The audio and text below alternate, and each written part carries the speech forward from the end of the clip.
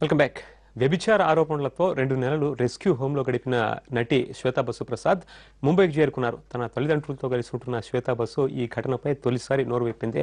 తనపై వచ్చిన ఆరోపణల్ని తోసిపుచ్చుతోంది. తన తప్పు లేకుండానే ఈ వివాదంలో చిక్కుకున్నానంటోంది. తనని అరెస్ట్ చేయడంతో తన వెనకాల ఏం జరిగిందో తనకు తెలియదన్న శ్వేత మీడియా కథనాల గురించి విడుదలయ్యాకే తెలుసుకున్నానంటోంది. అవార్డు ఫంక్షన్లో పాల్గొనేందుకు హైదరాబాద్కు వచ్చిన తను ఫ్లైట్ మిస్ కావడంతోనే హోటల్ రూమ్లో ఉన్నానని చెబుతోంది. ఈ ఘటనలో తాను బలిపశువునయ్యానని ఆవేదన వ్యక్తం చేస్తోంది శ్వేత.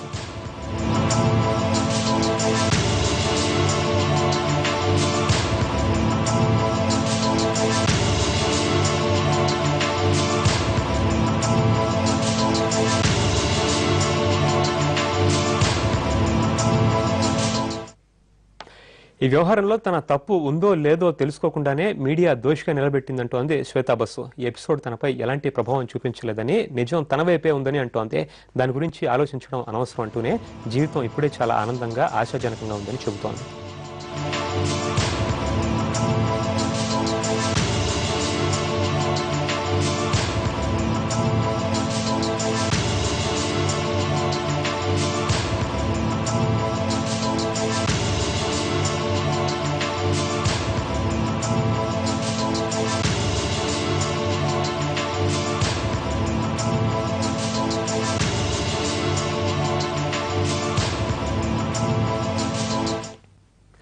తనపై జరుగుతున్న ప్రచారాన్ని శ్వేతా బసు ప్రసాద్ తప్పుబట్టింది. డబ్బు కోసమే కొందరు తనని ప్రోత్సహించారన్న వార్తని ఆమె తోసిపుచ్చారు. ఆ ప్రచారం ఎవరు చేశారో తెలియదు కానీ అలా పాకిపోయిందంటూ. అంటే ఆ వార్త రాసిన వ్యక్తులు ఎవరనేది ఆరా తీస్తున్నామని వెల్లడించింది.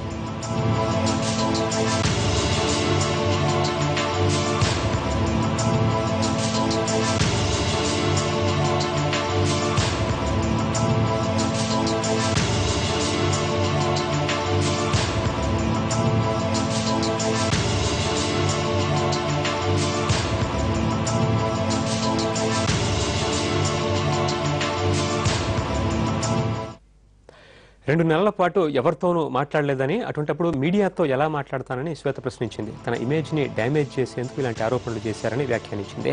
ఎదుటివారు బాధపడుతుంటే సైడిజంతో నవ్వుకోవడం మన దేశంలో అలవాటైపోయిందంటోంది. తన గురించి, తన కుటుంబం గురించి ఏం తెలుసని ఇటువంటి వార్తలు రాశారో వారికి తెలియాలంటోంది శ్వేతా బసు.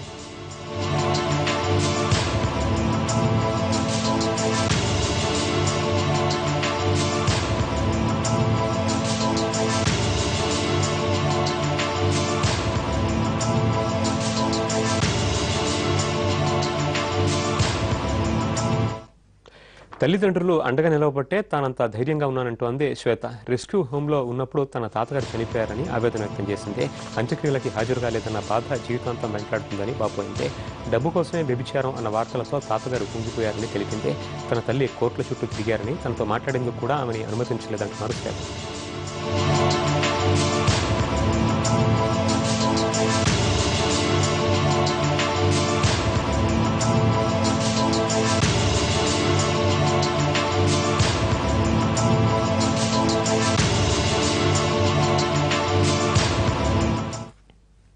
సినిమా రంగం నుంచి వచ్చిన రెస్పాన్స్పై శ్వేతా బసు ఆనందం వ్యక్తం చేసింది. వాళ్ళు తనపై ఆదరణ చూపించారని కృతజ్ఞతలు తెలిపింది.